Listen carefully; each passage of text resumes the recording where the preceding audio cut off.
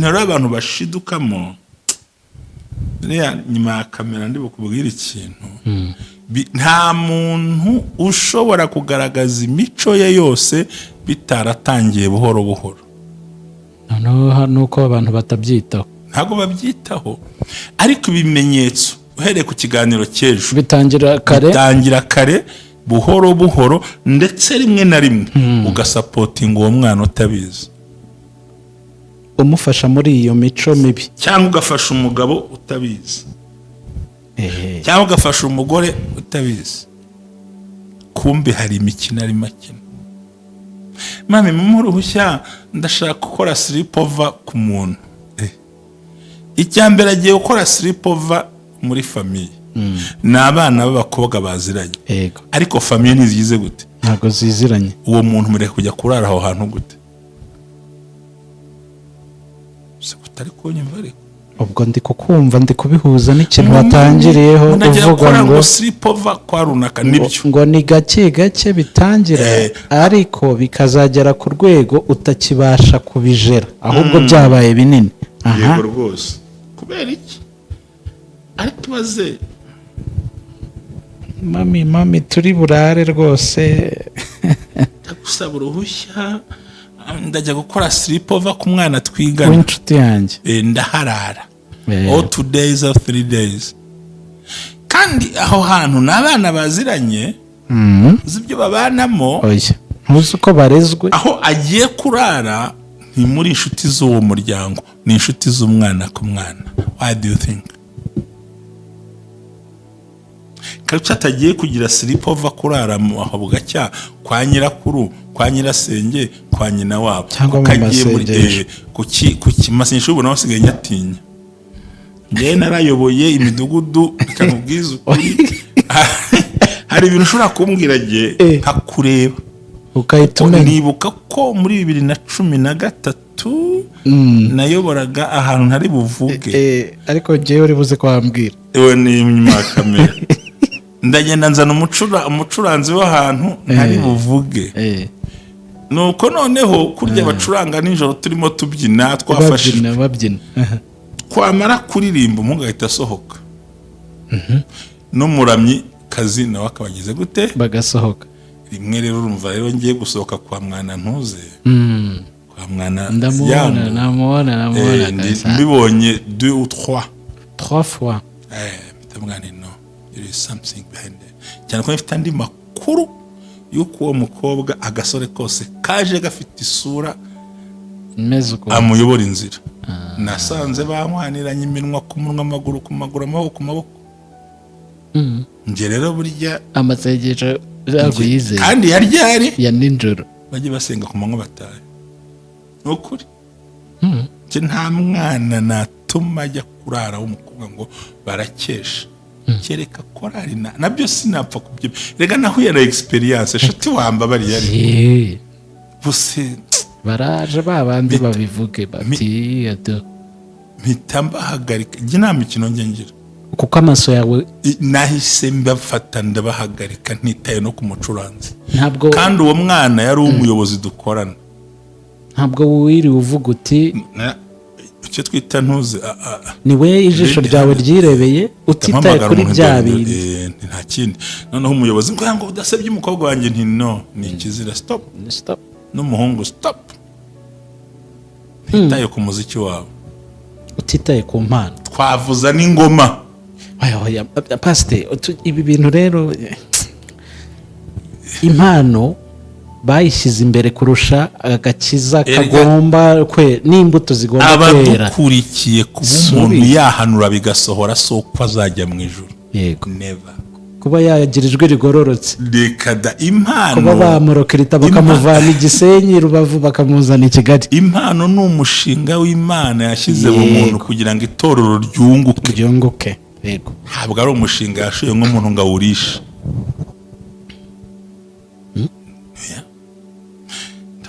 Umugabo arasirate mu nama nabwo nti nawe ndaguhagarika. Uko kandi je nta micezo nyongera burya. Ahandi nayoboye ku Gikongoro naho simpavuga presidente na dirige. Ngo bari gusengera iki gahunda. tekereza aho umukobwa yanga kwegera abakobwa ngo biyorose igitenge, umusore n'umuhungu bakiyorose igitenge kimwe ari babiri, n'umukobwa igitenge ari bangahe? Ari babiri. Sicyo narabibonye kumwe batigiye baranambekera ko umwana amubwira ati ariko wa mukobwa Imana iravuze ngo uri ikigusha mu bantu ngukuye mu isi. Ukuri yarwaye iminota mike ahita anapfa. Ariko ubumwe bw'abera Ministries, aho amavuta kandi agira amateka ubuzima bugahinduka. Nagira umenye ubumwe bw'abera si idini, si itorero, ntabwo rigenda no kuba ryo, ahubwo naho wiga ibintu byose ukabohoka, ugasenya ibicaniro bishya, ugasenya byose. Ariyo mpamvu twabategura ikiganiro gitambuka buri mugoroba kivuga ngo mwanira abawe, mwanira busize, siga umurage muzima, siga umurage ukwiriye imbere y'abantu, imbere y'Imana n'imbere y'igihugu. Oh, hallelujah, hallelujah. Building an everlasting legacy. Sigira bawe umuco muzima, bakorere, baraga ibyiza bazakira, kuko niyo mahitamo meza. Senya ibicaniro bya karande, senya ibicaniro by'uburyo bwose, maze wubaka ubuzima bw'ahazaza h'abana bawe. Banira n'abawe, bamenye kubana n'abandi, kubana mu gihugu neza, kubana n'itorero neza, no guhindura imyumvire. Siga umurage ukwiye, nibwo butwari. Amina.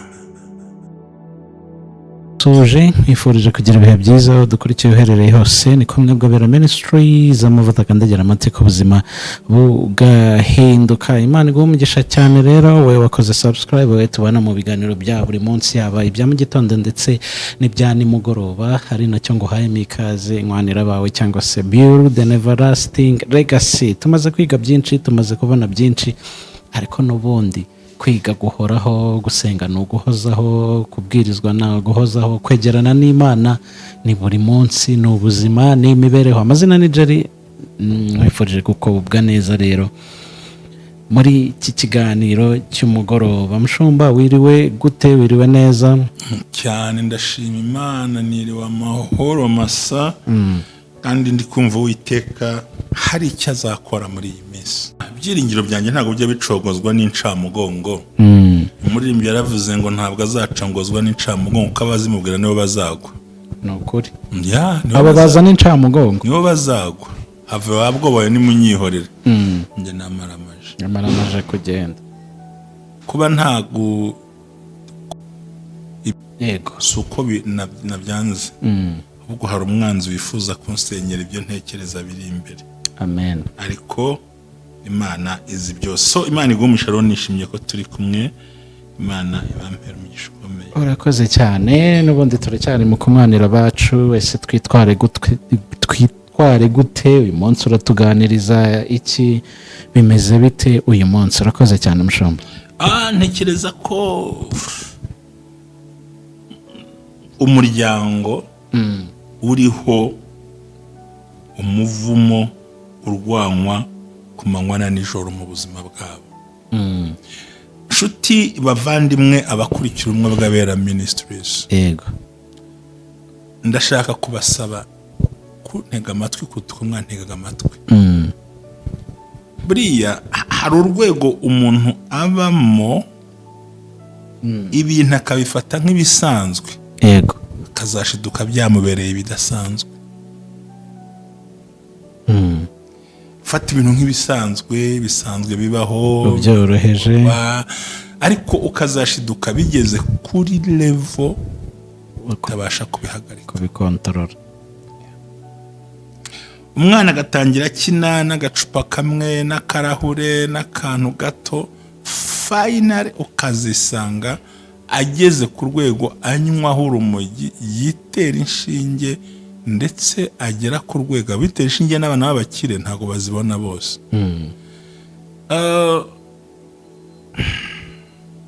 Yego, iyo mico ni mibi rwose.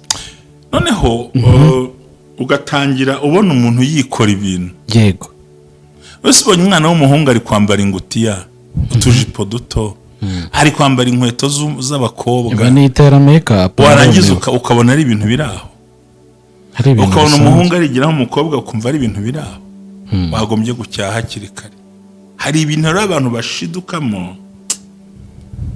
Nyuma ya kamera ndi bukubwira ikintu.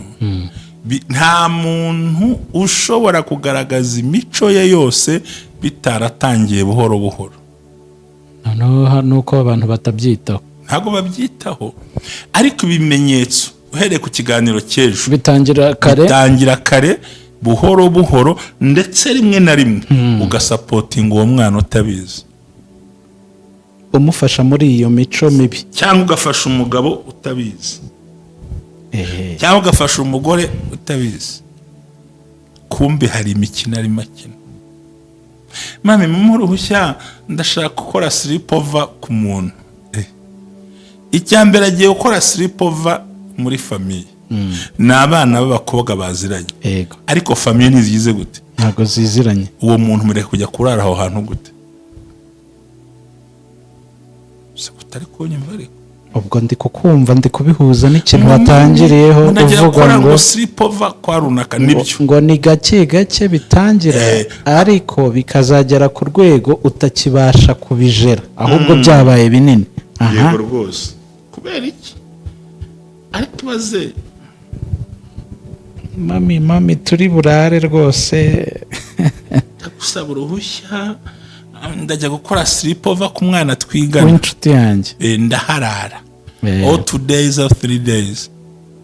kandi aho hantu n'abana baziranye, uzi ibyo babanamo, ntuzi uko barezwe. aho agiye kurara ni muri inshuti z'uwo muryango, ni inshuti z'umwana ku mwana. Why do you think?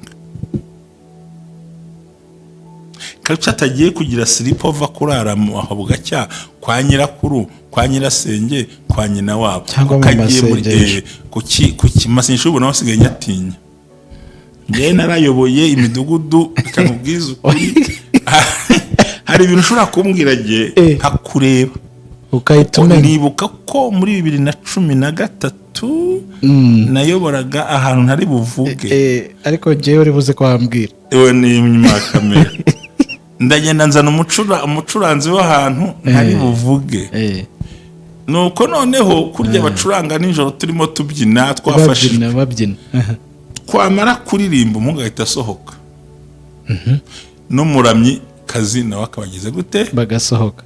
rimwe rero urumva rero ngiye gusohoka kwa mwana ntuze, kwa mwana ndamubona mbibonye 2 ou 3 fois bitamugane no there is something behind it. cyane ko ifite andi makuru yuko uwo mukobwa agasore kose kaje gafite isura amuyobora inzira. Nasanze bamwaniranye iminwa ku munwa, amaguru ku maguru, amaboko ku maboko. Nje rero burya amasengesho yaguyizeye kandi yaryari ya ninjoro bajye basenga ku manywa bataye. Nukuri nje nta mwana natuma ajya kurara w'umukobwa ngo barakesha, kereka korari nabyo sinapfa kubyo. Rega nahuye na experience shati wamba bari yari buse baraje babandi babivuge bati ado mpita hagarika. Nje nta mikino ngira kuko amaso yawe nahise mbafata ndabahagarika ntitaye no ku mucuranzi. Ntabwo kandi uwo mwana yari umuyobozi dukorana. Ntabwo wiri uvuga uti icyo twita ntuze ni we ijisho ryawe ryirebeye utitaye kuri bya bindi nta kindi. Noneho umuyobozi ngo udasebye umukobwa wanjye nti no ni ikizira stop n'umuhungu stop, ntitaye ku muziki wawe, utitaye ku mpano, twavuza n'ingoma. Oya pastor, ibi bintu rero impano bayishyize imbere kurusha agakiza kagomba n'imbuto zigomba kwera. Abadukurikiye kuba umuntu yahanura bigasohora soko azajya mu ijuru. Yego, never. Kuba yagira ijwi rigororotse, rekada impano. Kuba bamurokirita bakamuvana Igisenyi, Rubavu bakamuzana i Kigali. Impano ni umushinga w'Imana yashyize mu muntu kugira ngo itorero ryunguke. Yego, ntabwo ari umushinga yashoye nk'umuntu ngo awurishe. Ndabahagarika umugabo arasirate mu nama, namubwira nti nawe ndaguhagarika uko. kandi nge nta micezo nyangira burya. Ahandi nayoboye ku Gikongoro naho simpavuga presidente na dirige ngo bari gusengera iki gahunda. tekerezaho umukobwa Gahunda yanga kwegera abakobwa ngo biyorose igitenge, umusore n'umuhungu bakiyorose igitenge kimwe ari umusore babiri, n'umukobwa igitenge ari bangahe? ari babiri. Sicyo narabibonye kumwe ati giye baranambekera ko mwaramubwira ati ariko wa mukobwa wa Imana iravuze ngo uri ikigusha mu bantu ngo ukuye mu isi. Ukuri yarwaye iminota mike ahita anapfa, ariko kubera ko Imana yari yavuze abantu tubyumva twamushyinguye aho nta bindi. Ariko jye sinabuze kurira kandi uwo muyobozi ubuzima byiza yari afite mu itorero, uzi ibipande yari yasinyishije mu itorero akorera Imana arasenga, ukagenda gutyo bakajugunya nk'abajugunya gutyo n'ibyiza washyizemo. Byose rero bitangira ni ruto gake gake. Muri kaminuza dufite assignment ya groupe, kumbi ntayo bafite bagiye gusayininga. Assignment njye narabyizaho ndabizi, ntagire buri hari ibintu Imana igucishamo kugira ngo uzamenye amakuru y'ibivugo. Nagize ni n'amahirwe make, niga kaminuza ndi pasiteri ndi n'umuntu mukuru, nkajya mbona ibibera muri assignment, nkajya mbona ibibera muri groupe zigiye hamwe mu itsinda, iyo ukabibona nyine ukituriza. akadepoza umugore mu modoka nziza, kumbi hari agahungu karaho bigana muri groupe, karajya kumukocinga kakanamukocora. Gusa icyo tuzabyita iki? Karabanza kagakocinga, gukocinga bikazavamo koci ikazavamo swap. Gusa ibyo babyita iki? Wohereje umugore kwiga, agasore bakohereza kwiga, ariko kuba ari muri groupe syllabus hinduka love hinduka koco hinduka swap. Mana nyagasani. Gake gake.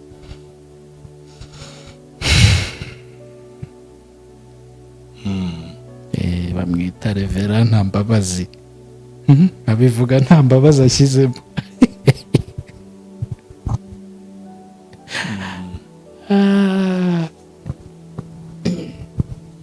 Kubera iki? Ibintu byose uhita wahuranya. Bitangira gake gake gake gake, bihinduka ibintu birebire.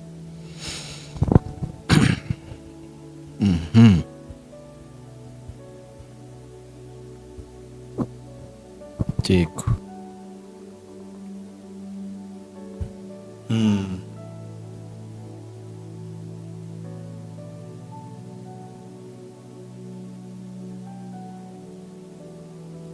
Nuko urakumvise ariko rero tubonye ko ibintu bitangira gake gake. Ubyita ibikino, yego, ariko ukumva ntubyumva. Narabibonye, yego, bibonye kandi ndabyitegereza n'amaso ntawe ubimbwiye. Ibyo rero bitangira gahoro gahoro,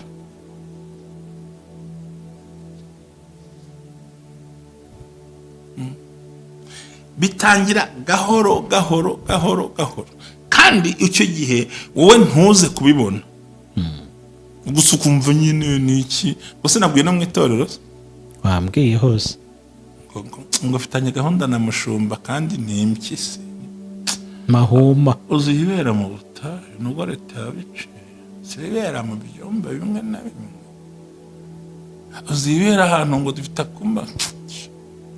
Ibyo rero hari ibyo bita gukanira umwana. Kumukanira uba umuhemukiye, wimukanira wimubuza uburenganzira, ahubwo muha amasomo. Yego, burya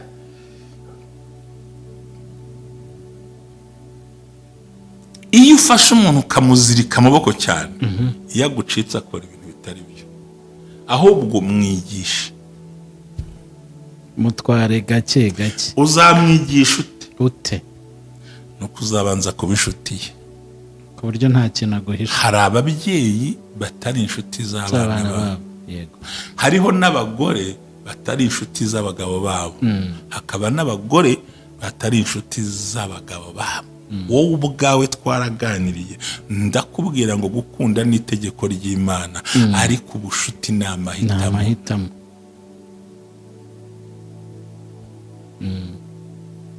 Nshobora kuba ngukunda uko ari itegeko, tukabana, itegeko ryaraduhuje, ariko sindi inshuti yawe mu rugo. Niyo mpamvu nguhisha ibintu byose, nguhisha gahunda zanjye, nanagusuzugura, nkanagutesha n'agaciro, rimwe na rimwe sinkumve. I'm not your friend. Ntabwo ndi inshuti yawe. Gusa ndi umugore wawe. Ndakunda kuko ari amategeko yadukubitanyira tuzuza. Ubwo nyine niba ngombwa ko icyatumye duhura turakirenza ko ntabwo ndi inshuti. Inshuti yibwira byose. Cyane bibi. Inshuti yiganiriza byose. Ahubwo ibyo. Aho turi kumwe. Inshuti nta kintu yihisha. Nta na kimwe. Musangira twose. Yego. N'ubusa mukabusangira byose mukanaganira pe, ndetse ku buryo mugera ku rwego musangira mu gute ariko kanaka ntandebe uko mukabirangiza. So rero iyo watakaje ubushuti nabo mu muryango wawe, hari ibimenyetso bitangira kuza. Yego. Noneho utangiye kumenya ashaka kuganiriza. Aya nabyumvise kuva karerega. Nta nubwo tuvuga ibimenyetso by'umuntu utangiye kugenda, ahubwo turabikubye mu kiganiro gikurikiraho. Reka tudebate bino bintu. Wambaza ngo ni gute inshuti umuntu, umugabo ya inshuti y'umugore we. Yego. Kandi uri babana mu nzu. N'ubundi babana. Urukundo ni itegeko. Kandi ikindi cya kabiri, no muri leta mwashyize mwegera idarapo nubwo mutarikozeho. Urankurikira neza. Basigaye baryegera. Murangije mujya mu rusengero bazamura Bibiliya. Ubwo ni itegeko ryarabahuje. Ariko gerageza ube inshuti n'umuntu wawe. Y'umuntu wawe mu bana. Ntuzamukorera ibyo adashaka. Ubundi mu bushuti habamo kumvikana. Yego. Ubushuti habamo utujambo twiza. Kabona emoji y'umutima mu gihe uri mu kazi utetse, yaguhamagara ariko ndakwiyamye ni mu kazi ntukampamagare. Kabwa ati ariko sheri uyu munsi ndi buganire nawe, ati ndaza gutaha kare, ati se ngutegurira iki mugabo wanjye nutu. Ukabaza abana mumeze mute, ku buryo ubona umugabo afitiye urukundo umugore afitiye urukundo, nako hari nk'ubushuti hagati y'umugore n'umugabo, ko ubushuti bagirana n'ibanga. Yego. Erega burya love, urukundo, it's a law and the price, n'ibiciro. yes, but friendship, ubushuti, nothing, nta na kimwe rwose. no bushuti. Urankurikira ariko. So rero umubyeyi watakaje ubushuti bw'abana tuzamenya no kubakontorora cyane rwose. Kiganiro no gusha nabwiye ngo hari abantu batinywa ariko batubashywe.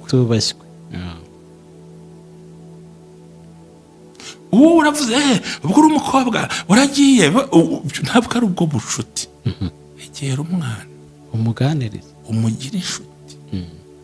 Ubwo uti mwana wanjye kiriya kintu gihenze ntacyo mfite, ariko hari igisa nacyo mfite kandi humura tuzahagera. I believe in you. Ndakwizera mwana wanjye, ugende wirinde. You will make it. Ukora ibikwiriye wundi utaye. Ariko abandi uragiye bewe iby'ubugoryi, nta kintu ubukoze. Wa mwana, sinakubwiye umuntu se umubyeyi nzi bibaho, kandi umwana aragenda yaza mu gitondo bakajya gushopinga ibyo kurya, gukora agasitoke niko babyita. Kandi yavuye mu rugo nta kintu gihari. Ese ubwo urumva bwacyo ukamubuza kandi yarayagukoreye agasitoke.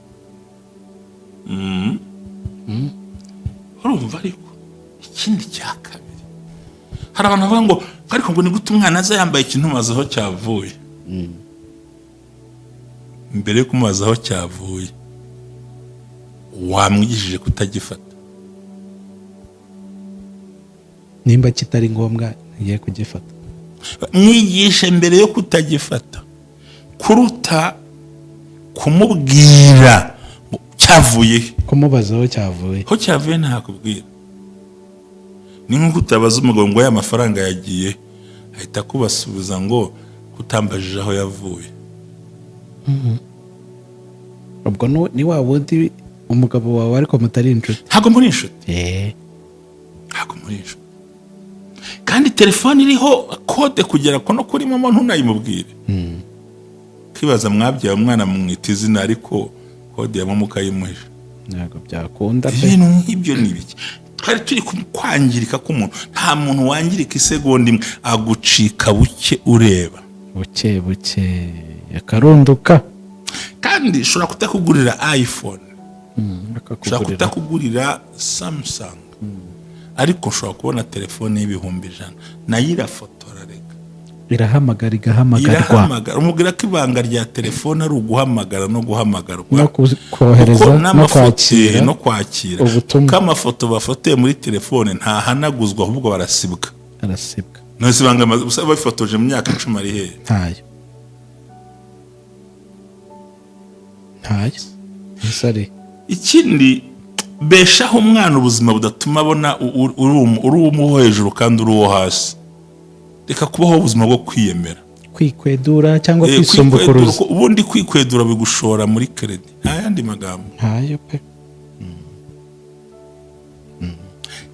Ikindi toza umwana n'umugore n'umugabo kunyurwa n'ubuzima babayeho.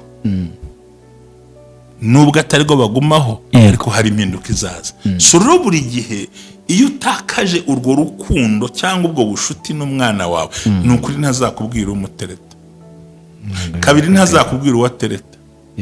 Gatatu ntazakubwira ikibazo ahura nacyo mu buzima. Ntago muri inshuti. Uramukunda nyine kandi umukunda muri za nshingano nakubwiye. Rega burya urukundo rugira ibintu bibiri gusa. Ni inshingano n'uburenganzira. Ariko ubushuti ushobora kugukorera ibintu byose nta n'ikindi ngutezeho. Just friendship. Nta n'icyo uzanankorera. Yewe sinanabikwibutse. Sinanabigucyurira. Sinanamenye ko nanabikoze. Urumva neza? So rero umuntu apfa buhoro ugenda umureba. Ntabwo wambwira ngo umugabo waramushatse ataha saa 12 uko iminsi igenda ikura agenda yongera amasaha. Jya wibaza impamvu yongera. Aida yakurambiwe, yarambiwe induru yawe cyangwa afite ingeso mbi. Ibyo byose ukabimenya. None se kuba mu bana buri gihe bisobanura ko ahindura amasaha yo kubana, yo gutaha nta mpamvu. None se kuba mwaranye igihe bisaba gahunda yuko afunga communication. Hari ikintu shakisha gake nkunda burya kanwa k'abantu ndagakunda cyane. Ziko umuntu ashobora kurya umuceri cyangwa ibishyimbo akumva mwibuye, yarangiza mu kanwa ke shaka biyungurura mu rurimi rugasohora ibuye ripipa ukarya ibintu bizima. Niba ubasha kuyungurura ibyo kurya mu kanwa utahareba, ukoresha urugingo rw'ururimi ugasohoramo ibuye, niko utashobora gusohora umuntu mu bitekerezo bibi. Kandi ubundi ururimi rwasohoye ibuye muri wa muceri ni narwo ufite. Rukoresha simwangu cyokoze. Urakumvisa ako kantu. Ese uramutse uriye n'ikintu mu kanwa ushiramo intoki ngo ujye kumva? Ururimi n'akanwa bigahuza ukaryumva, washaka ugahita urifata ko ntushobora gucira imbere y'abantu kugira nko gutya hafi y'umunuka akakira ku ruhande. Jewe nigeze kujya kurya ahantu muri restaurant ntinda kurya ko buriya babanza ugatekereza. Yewe ntabwo ngo narore bwa mbere birangora, baranyarurira ako kanya imbere yanjye mpita mbona isazi yahiriye mu biryo. Icyo nakoze narayimanuye gato mu gapapuro mpita nyijugunya. Ntawe ubwiye, ntawe weretse. Ati se kutariye pasta ibingeze imbere numva nta peti, ngo rero turabyishyura ntacyo bintwaye. Ariko kagasazi ngashyira ku ruhande muri envelope. Abandi baririra baranezerwa ko nta mpamvu yo guca intege abantu. Kwa n'undi amasazi bayagoyemo ni menshi ntituyazi. Nuko yanje nanjye yo ntayibona nari kubisekura.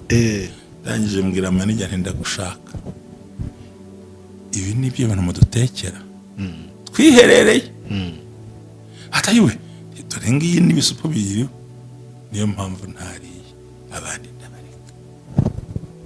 Namba neza. si byiza ko ikibonye n'amaso ibiryo byanyu dore amasazi hari abo ugiye guca intege kandi ukura uyu mwuka mu bitari mwiza niba akanwa kazi kujonjora ibuye mu biryo n'ururimi rugasohora bikunanije iki kujonjora imico myiza umuntu afite bishingiye mu kiganiro, bishingiye mu bushuti, bishingiye mu kubabarira, bishingiye mu ibanga, bishingiye mu kubaha no kubaka umwana wawe cyangwa mugenzi wawe. Yego cyokoze. Ntibisaba ngo wirirwe umuziritse no ufata igihe. Yego. Ariko siko buriya ushobora no kugira gutya umwana wawe yagiye gutembera ukahita wandika ngo I love you, ndagukunda mwana wanjye, ukarekera uba amahoro. Ahita areba ngo dadi yanyandikiye, mami yanyandikiye, we mbega ibintu byiza. Ukoze iki? Uremye ubucuti. Ubwa bushuti urabusanye sari. Abavuga ati mugihe ufite umugore uvuga nabi wiri gutongana mu rugo kandi uri umugabo ukeneye kubaka, uyikoresha akanwa mudashwana, hari aka SMS. Umugore mwiza wiri gute? Systeme I love you. Uyu munsi wihangane ndataha ntinze kubera ko ari aho ndi bunyure. Ntushaka uri buce mu kabari. Ako kagutwaye iki? Undi ukandika umugore. Abakino gensigaye nkunda ukuntu bavuga. Ntibakita babita ngo ni ba dadi. Kaba ati dadi umunsi w'ejo bundi nshobora kuzajya gusura abantu bagize ibyago, ese hazaboneka uburyo n'umwanya. Icyo gihe umugabo y'umuhaye umunsi umwe ibiri nawe arabyumva agategura ati reka dushaka ubushobozi uzagenda. Ariko nkigera mu rugo ngo hari ibintu byahindutse ngo nzagenda, ndayakura he? Ndayarema he? Ndayakura ku kihe gihande? Bivuze ngo ni nayafata nibanyafashe kuri rasiyo. Bidutwaye iki gukoresha ubushuti? Yego. Mu guhosha. Yego. Ntibabwiye uko bazimya umuriro. Umuriro mu ishyamba dore uko babuze. Niyo washyiramo amazi angana iki ntuzima, upfa kuzima. Ahubwo uratambuka ukeraho umuriro werekeza, warangiza ugaca uruhavu ugatema n'ibiti bibihuza ko burya umuriro uhereza ahandi, waca nk'umuhavu hahandi n'ibiti ukabitema. Iyo ugeze harya mwahinze birarekera, watanze imbere ukagira ibintu wubaka wawe nta gucika ureba. Yego. Murakoze cyane. Arakoze cyane Mushoma.